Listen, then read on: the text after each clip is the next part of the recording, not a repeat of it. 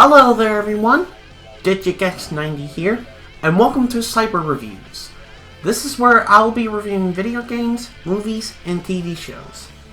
For this first review, I'm going to be looking into a video game that I liked playing as a kid, and it's one of my favorite PS1 games I had in my collection growing up, aside from these few other games here. And it's called Spider-Man. But I am not alone, because for this review, I'm going to be having Wildcard helping me out today. Spider-Pig does whatever a Spider-Pig does. The review thing was today, wasn't it? Yeah. Right. Rachel, send it back. I'm not sure if I want to know which universe that came from. Anyway, Spider-Man?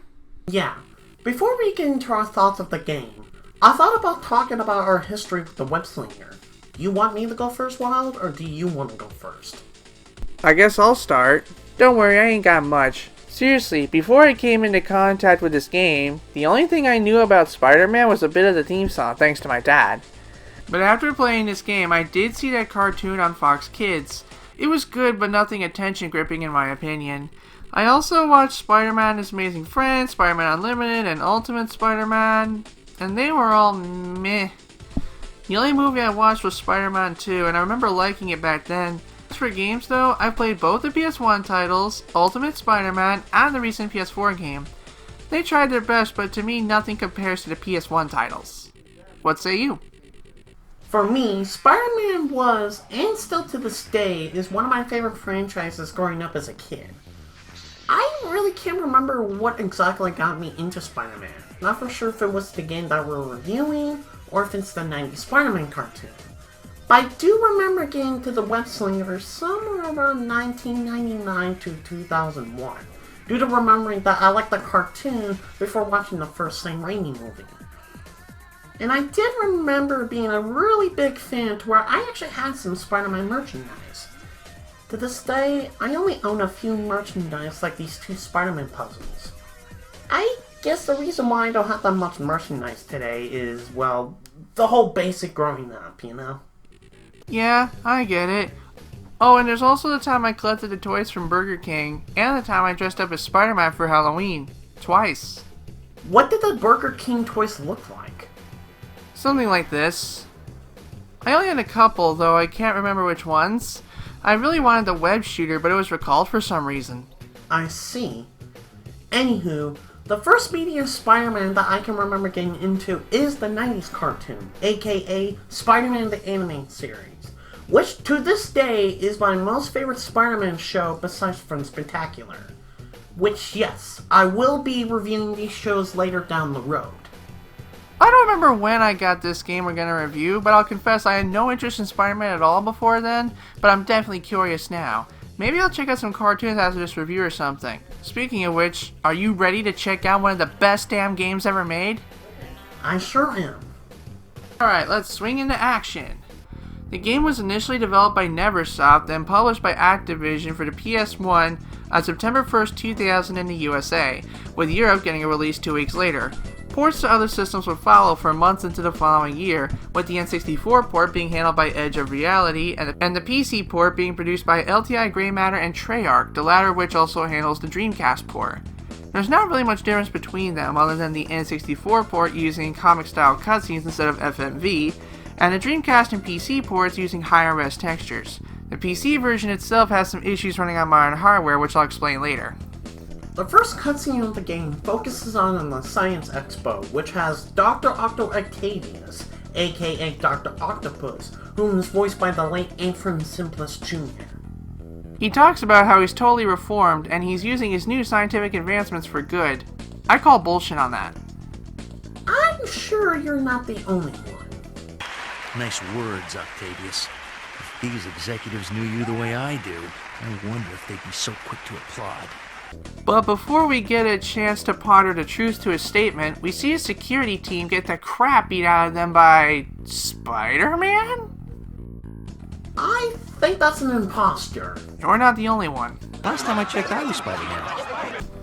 So this so-called Speeder Sparker Spider steals Doc Ock's machine, then smashes Eddie Brock's camera, causing him to turn into Venom. Then after that, green smoke of some kind obscures the rest of New York City. Which I assume that's toxic gas. Whatever it is, I find it really clever. It establishes a story reason for the game not rendering the street level of certain areas, as well as providing a logical reason why falling kills you, as if it wasn't obvious by how high you are. Right. So after that cutscene, the rest of the game's story has to do with Spider-Man trying to find out who was the imposter and what's really going on. Sadly, we don't get a lot of time to ponder this because there's a bank being robbed. Hey, Spider! Hey, Black Cat, what's going on? I know there's been some trouble, but the bank's being robbed, and they've got hostages. Ooh, hostages. Sounds pretty serious. Okay, so the game starts, and... Wait! What? We have to select the difficulty level first.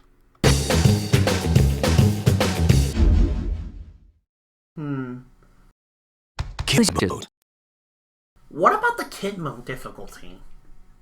Oh, you mean the difficulty level where the boss battles are piss easy and half the puzzles are solved for you and web swinging is remapped to a double jump because kids can't understand the concept of a fucking R2 button? Yes? I mean, if you want to babble by like a bubble blowing baby bitch, I won't stop you. Me? I'm playing on hard. I'm just gonna play the game on easy mode.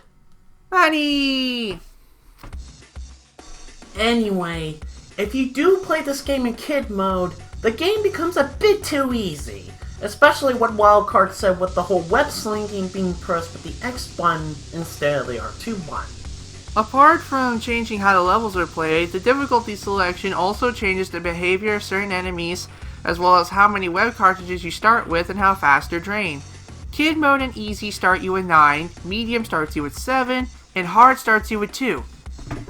And they say if you beat the entire game on hard, you'll unlock a really special costume. Shh, you didn't hear this from me. Since you brought up web cartridges for a second there, how about we talk about the gameplay? Now for the controls. Since this game was ported into many consoles at the time, with the exception of PlayStation 2, we're just gonna focus on the PlayStation 1 version. I will, however, briefly mention that the PC version by default maps the action buttons to the freaking number pad of all places. What were these developers smoking, and may we please have some? Y'all know that the X button is for jumping, the square button is for punches, and the circle button is for kicking. The triangle button is for your webbing. If you hold the triangle button, you can fire your webbing onto an enemy the way they get stuck to it, but be warned, not all enemies can die by being caught into your webs completely. Sometimes you want to do cool tricks with your webs, right? Well, this game has you covered. Hold up while webbing to fire a web ball, which combined with an optional power-up can also become a Hadouken. Hold down while webbing to yank certain enemies towards you so you can be ready to quickly beat the crap out of them afterwards.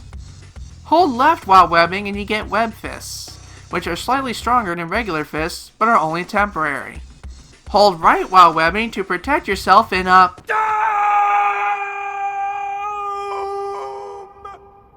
for a few seconds before breaking out and dealing minor damage to enemies around you. The R1 button allows you to do a web zipline, and the R2 button is for web slinging. Although, unlike the later games like the Sam Raimi video games, the web slinging here is limited. There is a pro method by pressing the jump button mid-swing and R2 to start a new one, thus giving you more control of direction and momentum. It doesn't work in kid mode though for obvious reasons, and if you're not careful then attempting these swings could result in that. Anyway, 1 lets you aim a reticle for your webs. Red means you can't do anything, green means press R2 to swing, spinning yellow triangles indicate an enemy you can attack with webs, and blue is a switch. Not that you'd be using this trick in kid mode, because they omit portions of the level design that require thinking. Are you really going to keep talking about kid mode? Somebody has to. Alright then. The controls sound complicated, but actually they're easy to understand and master. Even if you can't grasp these controls easily, there's always training mode. There are plenty of activities here to hone your skills, and some of them unlock more costumes if you do well, but I'm getting ahead of myself. The one I recommend for true spider fans is target practice. In this one, you use standard webs to shoot targets until the time runs out. Hit an enemy, you get a point. Hit an ally, you lose a point. If you think you know your Spidey, it's worth checking out. My favorite type of training is survival mode because I like that you can beat as many bad guys as possible before either time runs out or you run out of health. My favorite mode is speed training. Just simple point A to point B in the fastest time. Since the levels are based on levels from the game, it's not only a way to familiarize yourself with the areas, but it's also a good speedrunning arena. Speaking of speed, should we rescue those hostages right now? Oh, right.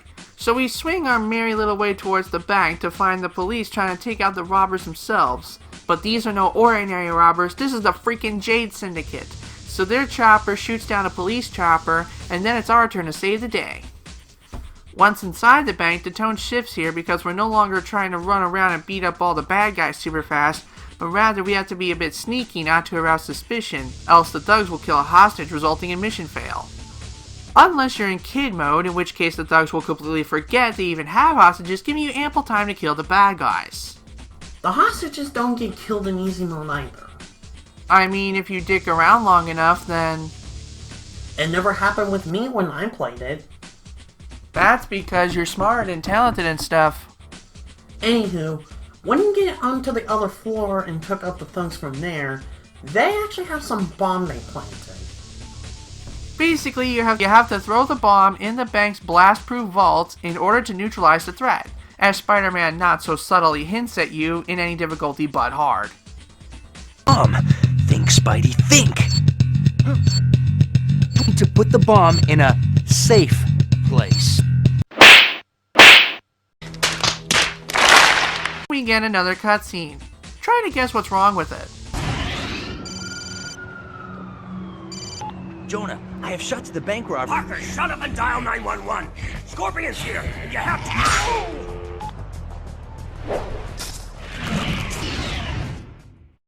Did you miss it? What if I brought it down to this part here?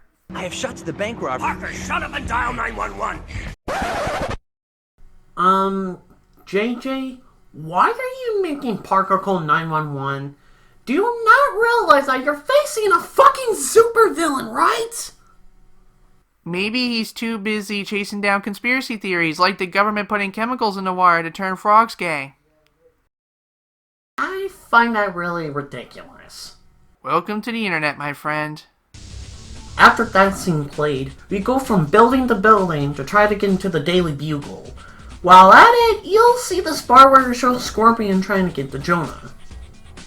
No matter what difficulty you play on, it's really easy to reach the end goal before Scorpion reaches him, as long as you keep your eyes on the prize, of course. After another cutscene, the boss fight begins, and this is where I must point out a flaw with the PC version.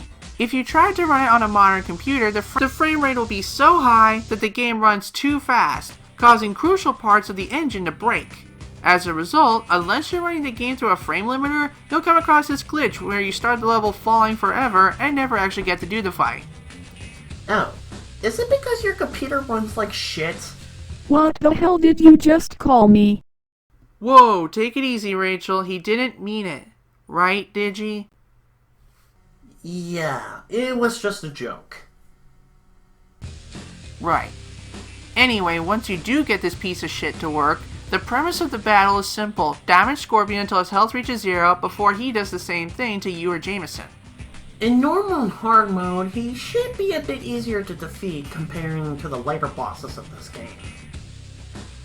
The strategy here is to beat up on Scorpion for a bit so he chases after you instead of Jameson, but not so much that he gets a free shot at you. But if you're playing on kid mode, just spam the web ball move and this level's as good as done. That sounds incredibly dumb. And this is why I don't play kid mode anymore. Even while gathering kid mode footage for this review, I could feel myself getting dumber. As much as I like beating the shit out of Scorpion, it is actually fun to see him beating Jameson up, which, to be honest with you, there are sometimes I like doing that. Just to get the motherfucker some karma for his bullshit thinking Spider-Man is a frickin' menace to society. Even in the PS4 game, his radio show sounds more like a war against information. But I digress. Even when you save Jameson's life, the ungrateful bastard still sends cops after you, and that's when we run into Daredevil. I'm glad that Daredevil is one of the characters that knows that the Spider-Man that pulled off that heist was an imposter. I'm not entirely for sure how, but whatever. After Daredevil left the rooftop, Spider-Man gets chased by an NYPD helicopter. Which, I'm gonna be honest, when I first saw this cutscene as a kid, even to this day, I always think that these two missile slots right here look like stupid eyeballs. And then we have what I like to call the Greater Good Gauntlet. 5 whole levels of police shooting away and sometimes bombing random buildings, all in an attempt to capture Spider-Man. Seems a bit overkill, don't you think? Yeah, especially it looked like they might have committed accidental homicide. You know, for a force that's supposed to be protecting the people, they seem to like not to give up trying to take out Spider-Man. Especially possibly killing some innocent civilians while at it. Maybe the game is trying to make us aware of some secret political agenda. If we stay here long enough, we'll probably figure out that the United States police force is actually run by... Ooh, look! Green Goblin hideout! Where?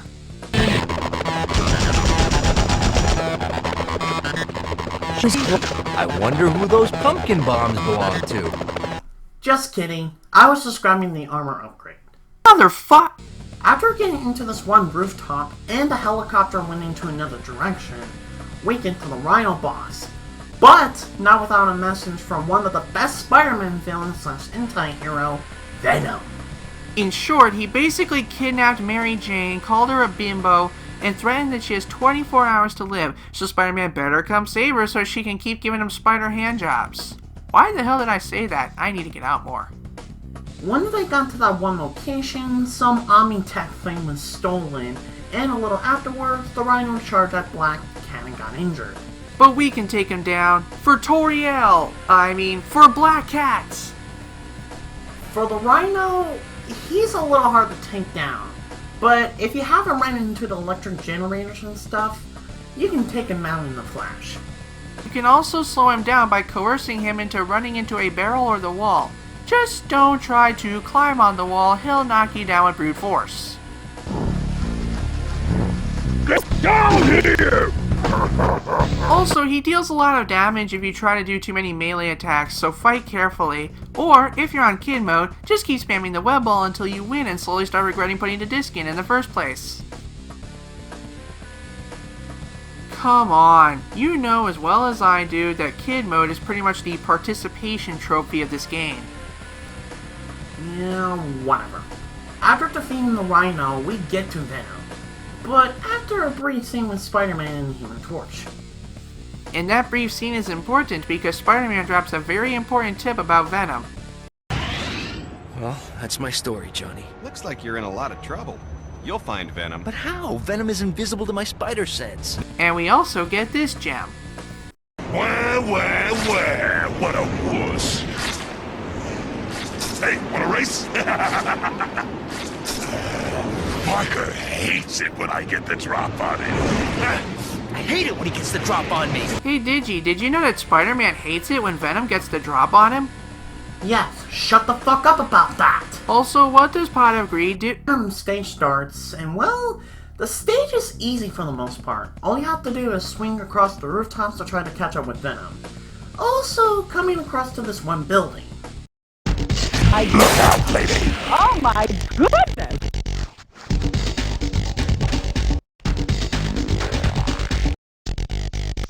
Out of my way, nerd! Watch that first step, Parker. It's a doozy. Toe, ow! Look out, lady! Oh my goodness! Oh, sorry, didn't see a thing. Here's that building. There's this game-breaking bug that happens, but only sometimes. And once you get past that and keep chasing Venom, he leads you into a boss battle. Venom is a bit of a tricky boss since he likes teleporting in and out of this back alley spot. Which, I'm gonna be honest, I never see Venom do that in the 90s cartoon and such, so... yeah, I find that a little weird if you ask me. If you're too far away from him, he'll grab you with either his web or his weird, stretchy arm thing. That weird, stretchy arm thing is probably part of the symbiote, which symbiotes can actually do that. If you need a place to hide, you can hide behind his car. Unless you were cheeky enough to pick it up and throw it at him to collect the comic underneath. Normally this would be the part where I bitch about kid mode again. But apart from your attacks dealing extra damage in this mode, there's not really much to talk about. Good on you, game. Fair play.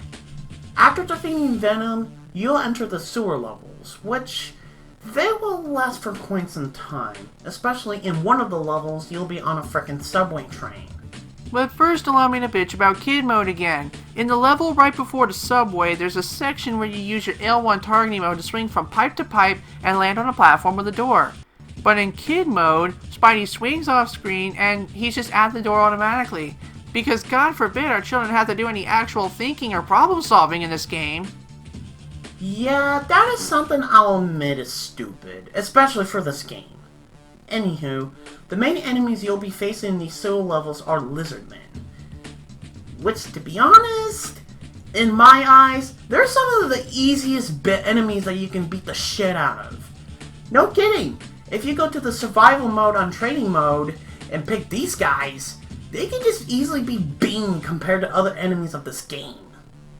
If you think they're pathetic now, wait until you see them in what if mode. Wait, what?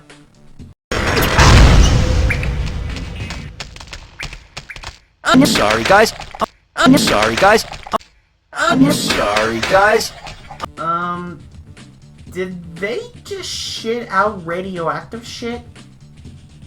Yep. Okay then.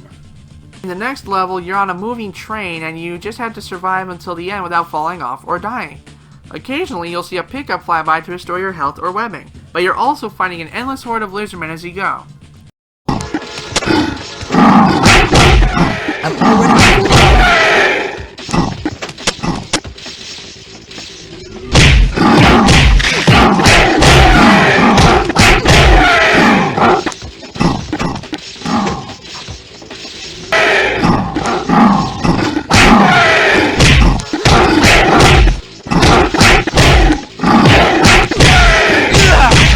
And I am getting just about sick and tired of all these motherfucking lizards on the motherfucking train! I remember beating the shit out of these lizards one paw behind my back.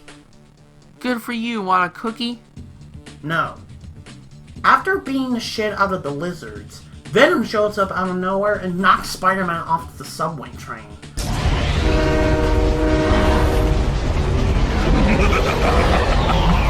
Oh no! Got to stop falling for us, Parker! I don't know why, but that pun is a little bit funny to me. Yeah, hilarious. Anyway, the next few levels after that are focused on navigating tricky layouts, solving puzzles, to catch up to Venom and eventually rescue Mary Jane. Eventually, you might encounter the lizard. See, the lizard men running around here are leftovers from his experiments, and Venom is the one responsible for turning them against you. So basically, follow his instructions and you'll make it to the boss. But... What? you know... Fine. If you play on kid mode, the level designs are nerfed to hell, and the puzzles are either dumbed down or already solved, especially the lizard maze, which blocks off all the wrong paths so you can get to the Venom boss faster. Which I remember doing this back in the day before sticking to easy or normal mode whenever I feel like playing this game. At least you and I can actually appreciate great game design, being mature and sophisticated adults with a greater sense of responsibility. Well, that killed the mood. Shut up. Whenever you get to fight Venom again, make sure he doesn't hit the switches, because switches will fill up the water area where Mary Jane is trapped. Also, remember that trick where you can hide behind the car in the first fight? Don't do it. If you try to hide from Venom in this fight, he'll forget about trying to fight you and just activate another switch. One thing I find disappointing is that there's no death animation for the person you're trying to save in this fight. If Mary Jane drowns, you just get plain text saying you lost. Maybe they didn't add an animation because of time constraints? Why do we have one for Spider-Man drowning? I don't know. Anyway, kick his ass, and it's revealed that Venom is either retarded or has bad memory. I was with you, in the crowd. An imposter Spider-Man was on stage. He burned both of us, and now we've been played against each other. You're right, Parker. Mary Jane! We got you! You and your wife are innocent, Parker. Our bad. Our bad? Our bad? I'm gonna kill you! Whoa, wild card, calm down right there. Sheesh. Sorry, I just really hate stupid people sometimes. Sadly, Spider-Man does not kill Venom because he's a fucking sheep, and they team up to bust into the Bugle and research some stuff about who might be behind this whole thing. Except Venom ditches him to fight Carnage somewhere, leaving Spider-Man to fight the bubblegum demons? I don't know why the symbiotes look like that. To me, I thought they would vary in color. Maybe Neversoft really didn't like the bubble funnies. Maybe or maybe not. Who really knows about that? Anywho, the symbiotes element are a little more harder to beat compared to the other enemies of this game. These guys are actually immune to your webbing. For the most part. You can still hit them with web balls, gloves, and that dome explosion webs, but they're hard to take down with them, so you might as well just keep punching and kicking them until they become a puddle of bubblegum-like goop. That is, until you can get the fire web power-up a little later into the game. If you use them on the symbiotes, they'll likely melt lava-like substance, which, to be honest, it helps them take out these symbiotes way much better. Plus, it's really awesome to fire a Hadouken at a symbiote and watch them melt like the Wicked Bitch of the West. Wicked Bitch of the West. Anyway, there's not much in the next few levels. You destroy generators to stop symbiotes from spawning infinitely. There's a level where you can drag symbiotes to fire and kill them. Just watch you don't get burned yourself. And then you find... Hey! The imposter! The imposter! Yeah, that. The imposter turns out to be... That time is upon me. At last, I will crush you once and for all!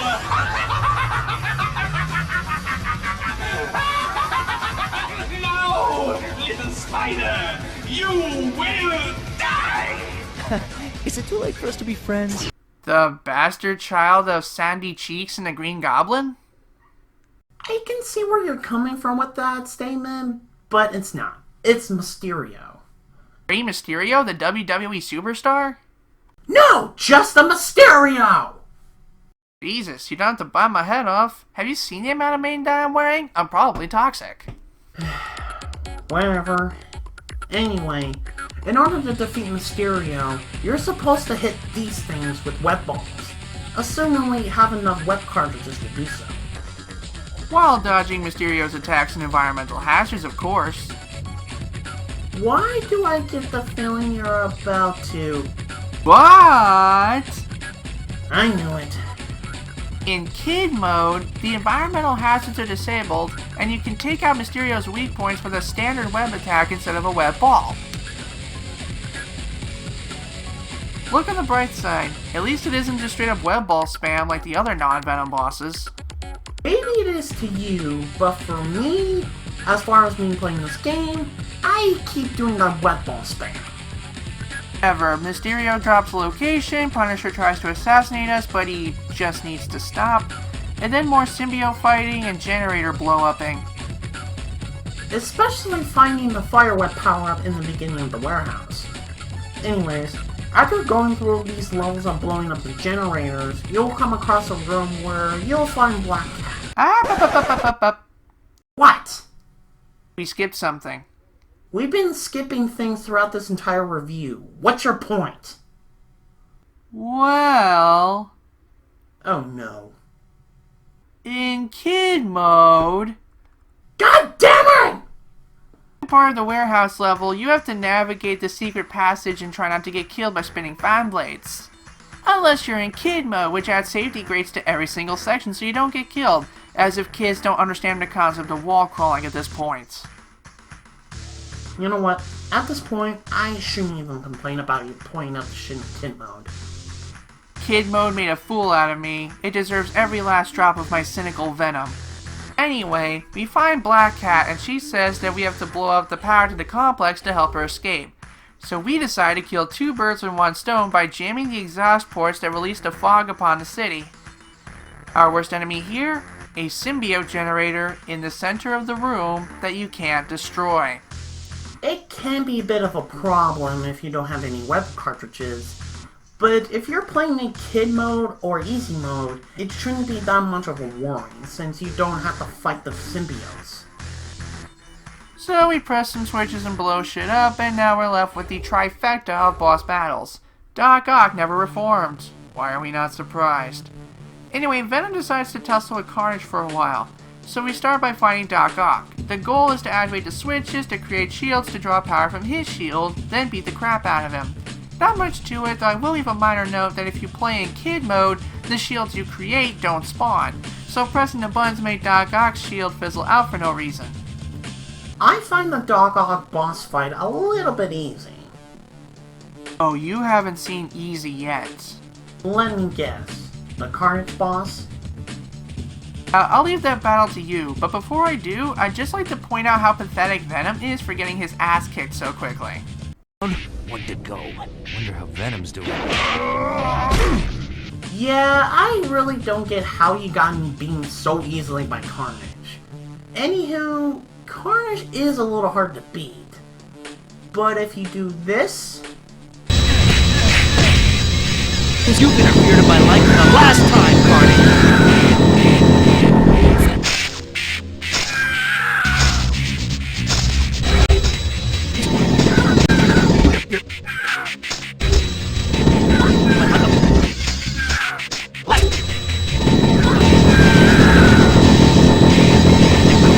Yeah, that makes this boss fight that easy.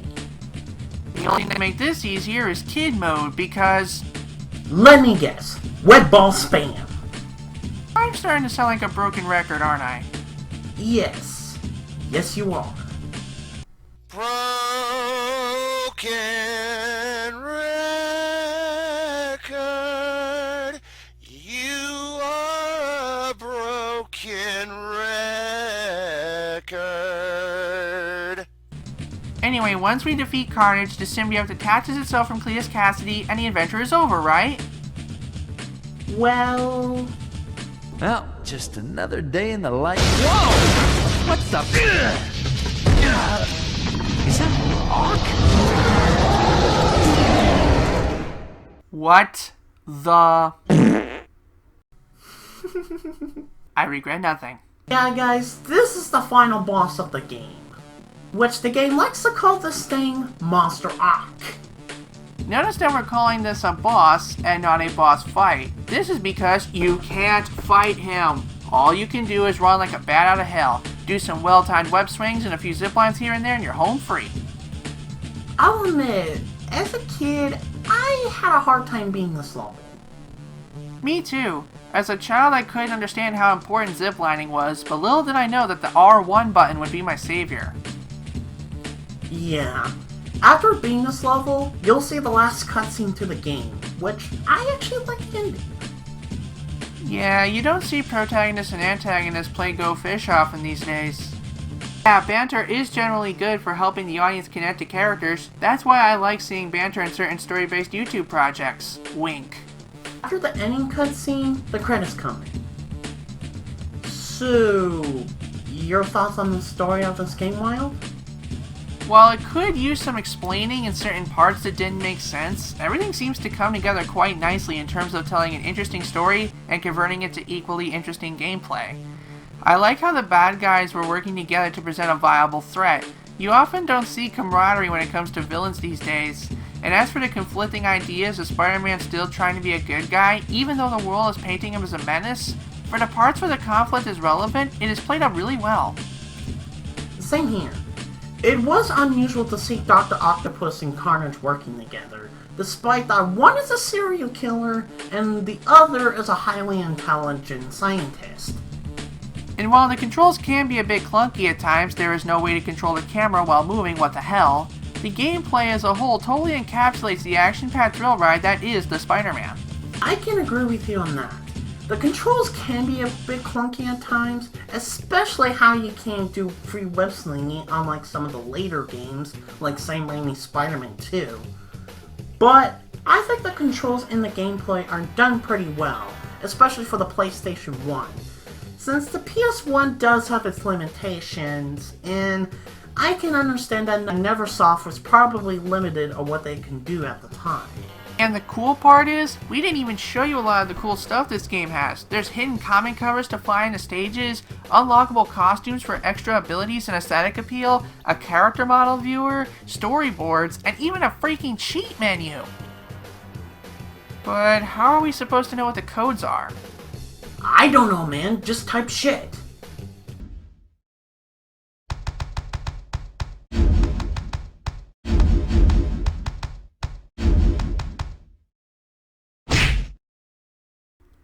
What the heck?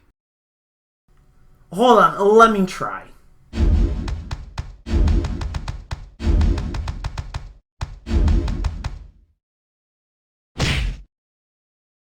Looks like Spider-Man really hates cuss words. You're gonna hate this.